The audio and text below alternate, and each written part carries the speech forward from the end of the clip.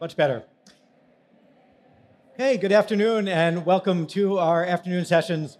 I'm David Goralnik. I will be the first speaker, and before that, I also will be along with that, also be the host and moderator for the afternoon. So, a little bit about me. First, my background is in the mix of education, technology, and cognitive science. So, some education, some computer science and AI, and also how people think and learn. So, I spent a lot of my career thinking about how to design learning experiences that really help people perform their jobs better and help them learn. My primary job is with Kaleidoscope Learning, which is an online learning company based in New York. And I also teach at Columbia University. So those are my two primary things. So I'm going to start off with the first talk. Just so that you know, there are somewhere over there, I guess behind to the left, if you need them, there are headphones around. You may be wondering what those are for. Some of you found them at your seats. They are not actually for a French version, though you might think so. So they are simply because it gets loud in here. So this is not interpreted. The two languages for this session are English and loud English. Okay, those are the only two. So if you want it louder, find some headphones and put them on. Clearly designed by Americans, right? Like, you know, those are the two languages we're going to support.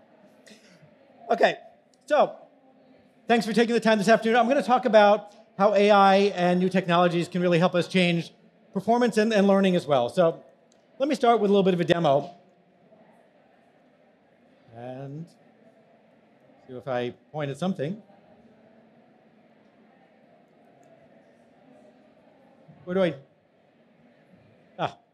Okay. All right, so this is a potential future training experience. So I'm imagining a world in which you have somebody who still needs some training and is working in a retail store. And instead of having a real training room, he's going to project something on the wall. And he could actually do this at home. He doesn't have to be in a retail store or a training room. But he can project it anywhere.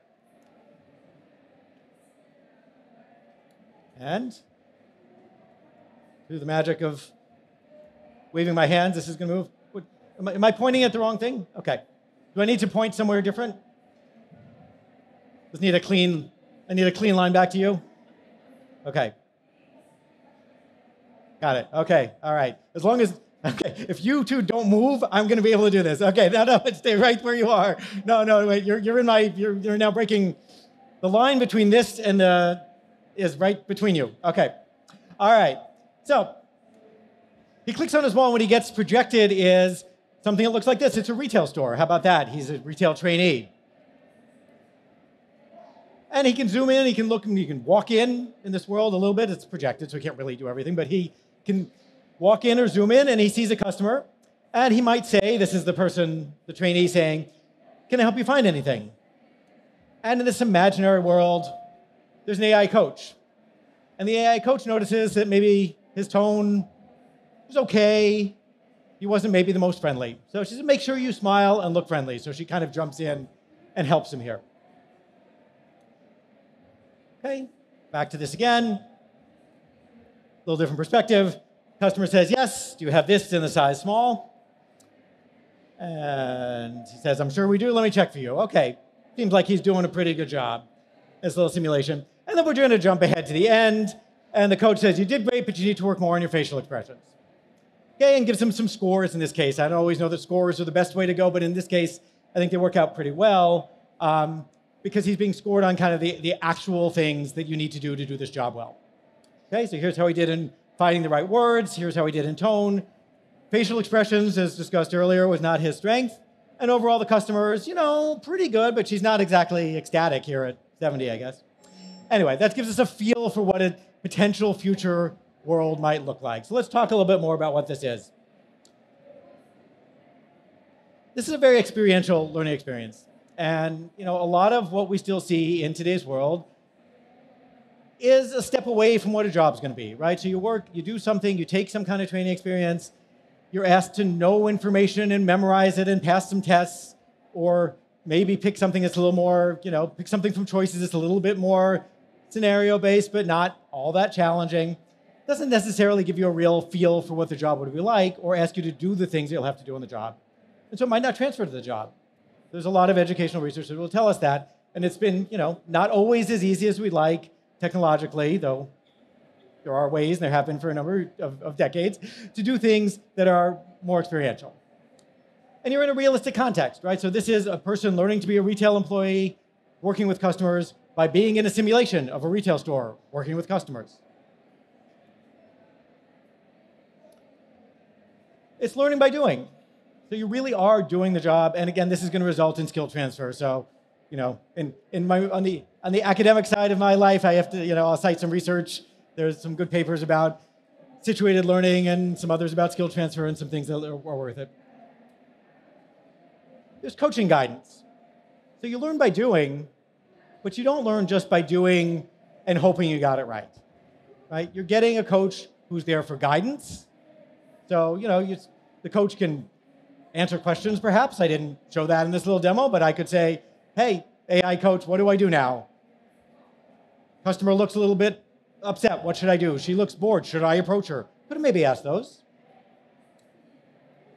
And then there's also feedback, right? So we saw feedback from the coach. We saw the coach jumping in and interjecting and saying, maybe you should be a little more friendly in your facial expressions. There's also the potential for feedback from peers. So in this model that I just showed, it's very individual, which has some advantages. You don't need anybody else there. But you could imagine a version of this where there's a cohort. So there are other trainees with you, and they can also watch and participate either remotely or more in person.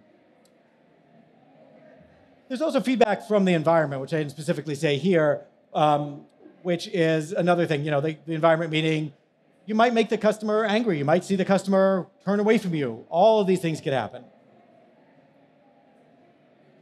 The assessment was realistic. You didn't just take a quiz. You didn't just answer questions and, lots of people can get the answers right but not do the job well. I think we've all worked with people who could do that. But you got a realistic performance-based assessment and evaluation. So in this kind of simulation, what you get, if you can do it well, you can probably do the job pretty well. And you're getting evaluated on the real criteria. Did you say the right things at the right time, with the right expressions, all that stuff. The learner's in control of this experience, right? It's not a passive learning experience where you're just in a class or walking through a page-turning e-learning course. You have a lot of control here, but in this case, there's assistance and advice. So you've got the coach. I could have theoretically structured this so the learner could decide which customer to approach. Okay? She's looking at shirts. Maybe I see somebody else. Maybe I can pick who I want. Might be okay. But in terms of what I say, I certainly had, in this imaginary future world, which isn't all that far away, I had a lot to say. And there was a coach there to assist me and advise me, so I'm not on my own. There's kind of this, sometimes you see things that are way too directed, right? Like you must do this, you must do this. And then sometimes you see the opposite approach, which is, okay, do whatever you want. And sometimes experimentation is great, but when you're learning a job, especially for a new group like this, you need to have some sense of what you should be doing. You need somebody there to advise you and help you. So in this case, it's automated. So overall, this was an immersive, personalized experience. And I think it would be a lot of fun. We've done a lot of simulations that are not this level. Some of this you can't quite do yet, but that are at least in a fairly immersive computer environment, and people really enjoy them and feel that they're, well worth their time. Where's AI fit in here? Well, here's an AI coach who's coming up. Could be audio, could be text in this imaginary world. And the AI coach and the system are theoretically tracking learner performance, providing some intelligent analysis of what they've done well, what they've done poorly. This could also be used in an adaptive way. So suppose that our little trainee here was really good at helping her find what she wanted, but just didn't word things very well. Maybe the next customer we had him approach or had approach him would be focused specifically on wording. We could do it that way. So also helpful for assessment and reporting. I tend to have a fear that people will over-assess and over-report and not be positive enough about letting people experiment and work on their strengths as well, but there's a lot there that's helpful. And learner preferences, style and content. So like, some people want to jump in and just do it themselves, right? They don't really want to ask a lot of questions. I'm just going to do my best with each of these customers and see what happens. Some people are going to be more tentative initially, and they'd have those opportunities. Compare this to the real world for a minute. I do a lot of seminars and courses and things like that. And I ask people what their best learning experiences ever were. And here are 3 people. These are actually not the real people. They don't have the real photos. But they look kind of like this. And here are 3 people and what their best experiences were. One is when their sister taught her to drive a car. Second person learned to crochet from her aunt. Third person had this meaningful learning experience from childhood with a great soccer team and great teammates and a great coach. Whenever I ask this question, I probably asked this question to thousands of people over the years. Almost never is the answer anything from formal education, and I still haven't gotten anyone to have their best learning experience be from a corporate learning development experience. Not once. The things that come to mind that are memorable and that are interesting, where they feel like they really were engaged in the experience and bonded, always had some other element. And so sometimes it's the personal thing here, right? Sometimes it's having somebody to talk to. Sometimes it's doing something that you knew you were interested in. But there are a lot of different reasons why these are meaningful, and that you're not getting that out of a lot of the formal education that they have. Okay, a couple of underlying themes when it comes to good design. What does it mean to design a good learning experience? There are lots of other things to worry about in terms of cognition and learning. You've seen a lot of those elsewhere too. I want to highlight a few things that maybe aren't as common. One is to be meaningful and relevant. So, in a workplace job, we weren't really going to go outside the bounds of teaching someone to be a retail customer service person. That's the job that they're learning. But we did it in this little example in a way that felt meaningful. You see how it's going to apply to the job. You see why you're going to care about it, because you're about to go do this job for real. You want to be prepared. Related to that is the issue of respect. There's something about the tone of a lot of training and a lot of education, even at younger years. It's really kind of, the teacher knows, you don't know, we're going to fill up your heads, it's your turn to learn. Okay? A lot of traditional education is like that.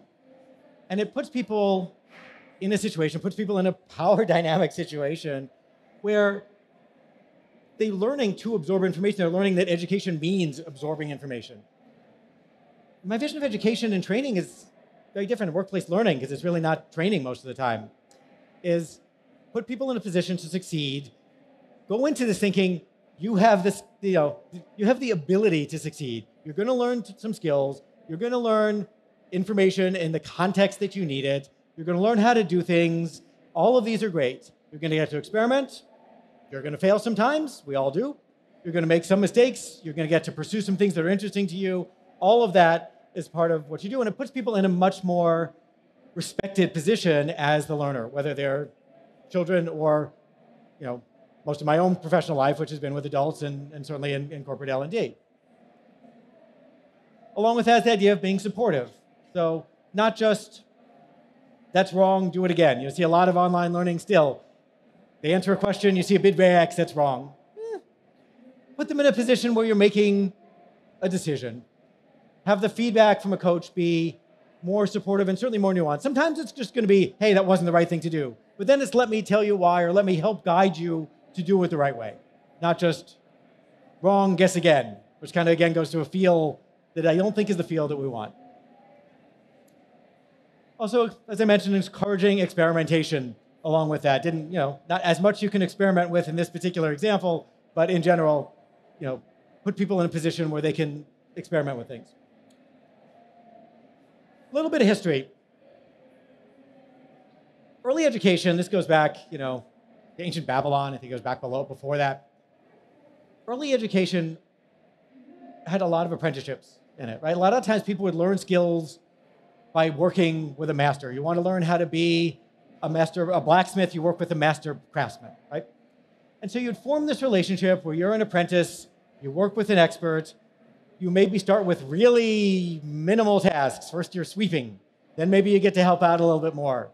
And then as you go, you form the relationship, they guide you, you learn by doing, you can take on more and more until you become the expert. This is a really good model, right? So here are some of the advantages. Learning by doing, you're practicing, you have a coach, okay? It's a personalized learning experience. You're working with this coach who knows you, learns your strengths and weaknesses. All this is good stuff. And not just a one-time event, right? So you've got this ongoing work with the master. How does this all connect? Well, the reason we don't see apprenticeships today in the same way, we do see them sometimes, but once there was a need for mass education, this just doesn't scale up, right? There are just too few experts, they're in too short supply, and there's not enough time to teach and train people. It's time consuming, it's expensive. A lot of you may have had experiences like the people in my examples about their best learning experiences, where you've worked with an expert in something and had this great relationship and this really great personalized experience. But those are usually rare. And you can't do that when you've got a class of 30 people or a lecture of 300 people. What you can do is create different kinds of experiences with technology that capture a lot of these, really which are progressive learning theories, and put them into practice in a way that does scale. If we build the right learning environment, the right learning experience, using technology, you can build it for 10 people or 1 person or 1 million people, and it's going to essentially be something that just scales almost without doing anything. So again, model is great, but it doesn't scale up. Here's where technology and AI come in.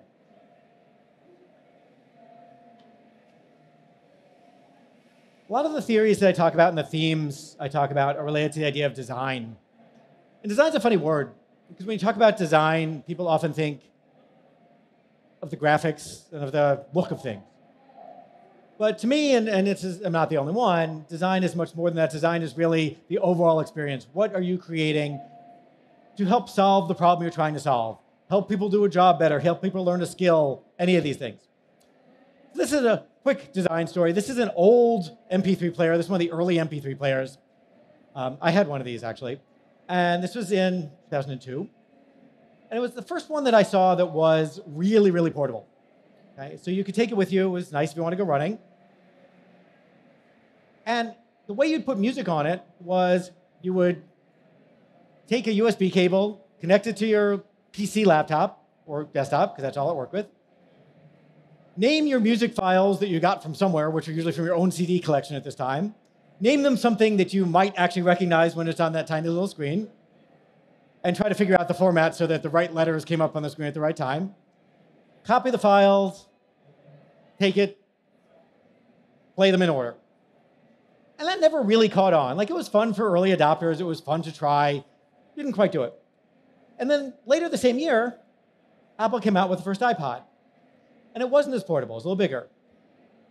And it looked beautiful for the times. But it wasn't the look that got everybody. It was that the entire system was well designed. To buy music, you would go on your computer where you had a bigger screen and you would download music. To get them onto your iPod, you would plug it in and it would sync, and that would be it. And you would know exactly what you were doing. So this is a really well-designed experience that thought about what the person using it, what their goals were, what their needs were, and built something around that. And everything about that was, part of what we had here. Whenever we have new technologies, we have different methods of interaction, right? Quick history, we had radio, which was sound. We had TV, which had picture. Then we had VCR. VCR, you could record shows. It was crazy at the time. I know those of you here this morning, this seems to be a day of reminiscing for some reason. Almost every talk has something that happened in the older days. But for those of you who weren't of the right age for that one, this was really cool. You could stop and record things, but it was, you could watch it when you wanted. Tape a show or a game, watch it when you wanted. Video games had different interaction, right? So not just a remote control, but joysticks and other controllers. Personal computers, mouse. Obviously, we all, this was something we start to suddenly see, mouse and clicking the mouse and all kinds of different ways of interaction. And then, of course, smartphones and tablets and all kinds of things. So whenever we have new technology, we have new ways that we can interact with it. So VR is a different thing, right? We have goggles, but we can interact in different ways. Most VR systems now have gesture control in different ways. Certainly the newer ones do.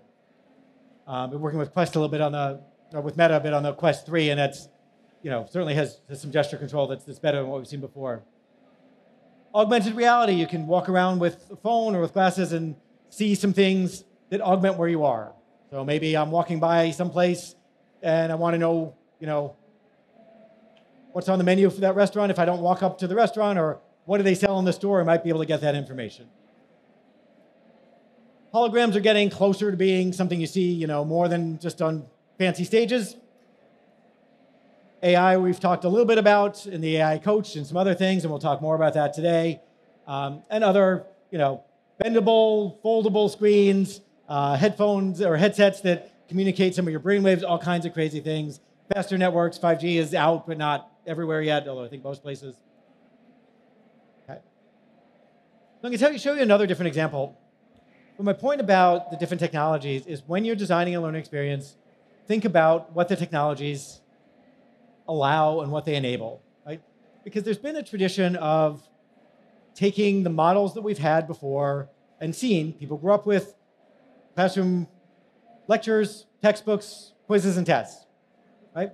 And a lot of times we see these because they scaled up. There wasn't any other way to teach 400 people at once, or 30. But with technologies, we can do different things in different ways. And so with VR, we can create an entirely different environment. With the projection, the hologram projection I showed at the beginning, we can create an entirely different world and put people in different positions so we can reimagine what education and training can be. All right, one more workplace example. We're in a veterinarian's office now. Veterinarian's examining a dog.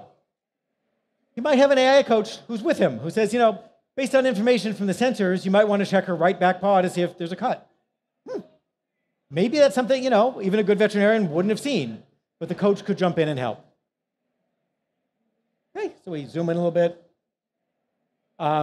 Jumping ahead to something else, we have a colleague who's also watching, who says, well, we're not to the colleague yet. This is the veterinarian who says, I see a spot on her ear, should I be concerned? But she's got a colleague who's connected to her and can see this and says, I'd biopsy it to be safe. I don't think it's anything, but I check on it. We can imagine them being in this sort of augmented world, not just the vet and the dog, but the vet and the dog and augmented reality technology and sometimes some virtual things as well that put them in this different world where their workflow changes, the kinds of things that they can do change, and they're able to work in an AI coach that might be helpful, some kind of guidance, or support them. They are the experts too. Veterinarians are absolutely experts, but they might want help from the system. And also maybe some access to colleagues, pending their availability, to get them sort of, a way to not just go later and email their colleague and say, here's something I saw, but to get the colleague to be able to see exactly what they're looking at. Okay, this one is more just-in-time performance support, right? This is not a training experience. This is something that helps you right when you need it, helps get you in touch with your colleague, helps you with some, coaching helping you out. Okay, it had coaching guidance in real time or information in real time. Also, the integration of sensors and other technology. You can see this in different environments. We used a sensor to determine there might be a cut on the back paw that maybe you wouldn't have seen. Maybe it was really small, no matter how thoroughly you investigate. Okay. All kinds of other information, sensors, new technologies that can be integrated into these experiences. Real-time collaboration with colleagues, also part of this experience. All right. So what's next for us? Key themes, I think helping people work efficiently and comfortably is a key part of what we want to do with any kind of learning experience. And I think that often moves, even with some of the really cool training that we can start to do, the learning experiences like the one I talked about at the beginning, puts us in a position where we still move, I think, more toward less training overall, more just-in-time performance support, things that help people do the job, integrate into their workflow, give them ways to work efficiently and effectively, and feel respected and comfortable. Looking ahead also, what's your organization's identity going to be? The retail example I showed at the beginning, I mentioned my company does a lot of retail simulations that aren't, quite that immersive yet, but are much more immersive than what you normally see. You're interacting with customers and making some difficult choices. And it's changed, in some ways, the culture of some of the companies we work with, or so they've said, because rather than going into a company feeling that I'm told from the beginning, I'm a trainee, I will be told what to learn, instead you're getting something that feels respectful and treats you as somebody who's a professional person who's learning the nuances of this job. Okay? So their identity is a part of that too. And my fear with AI and a lot of new technology is always that the easy way to go, and I think we've seen this with technology before, is to use it for assessment and reporting and all that. And I think we absolutely do want to use it for those purposes. Okay?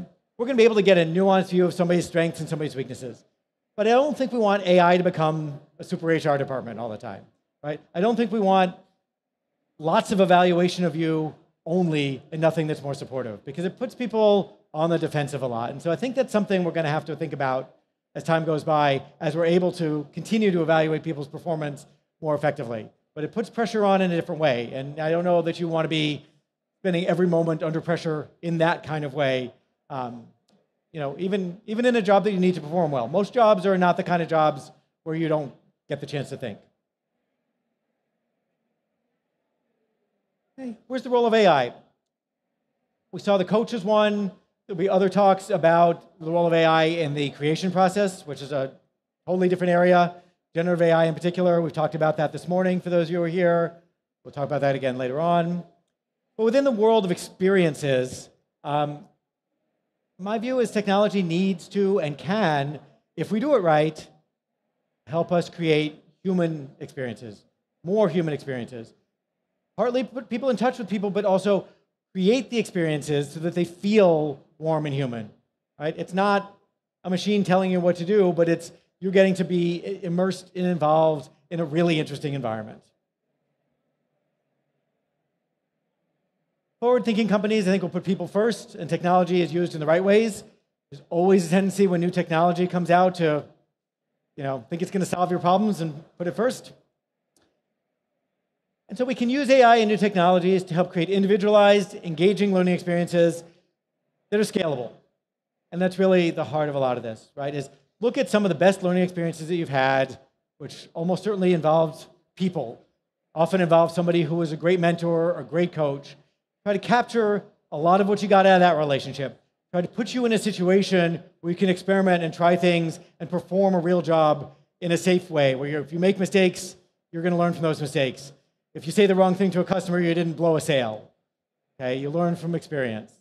You learn by trying things out, and you're encouraged to do that, which also means that you're encouraging a culture of creativity. And really, maybe at all levels. Maybe a little less so at an entry-level customer service job, but really, at most levels, you want people to be able to be creative and feel like they're going to continue to grow in their role, which is absolutely going to evolve for other AI reasons, and with the company.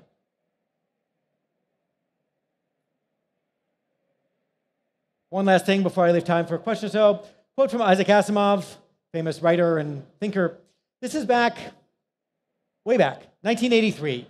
He predicted the world of 2019, which you may notice has passed already 5 years ago. And his view of education, which was not specific to L&D, but was education, will be revolutionized by the computer.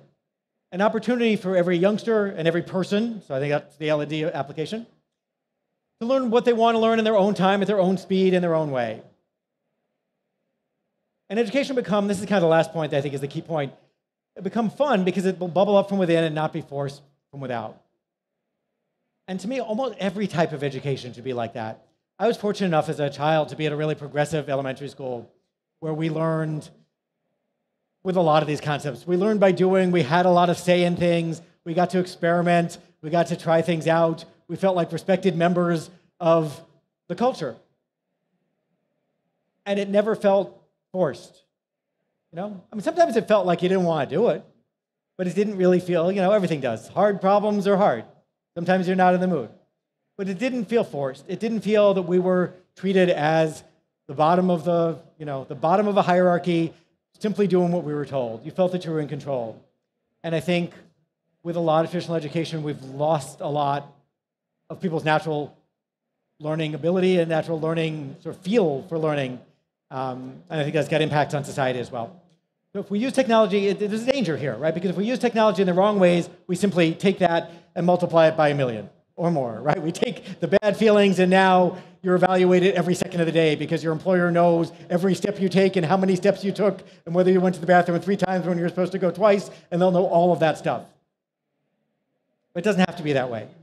It can be take the technology and instead focus on what kinds of experiences we can make and create that will really put people in the right position to learn and grow and perform their jobs well. And I think the companies that are going to do more of that are going to be the ones that put themselves in positions to succeed.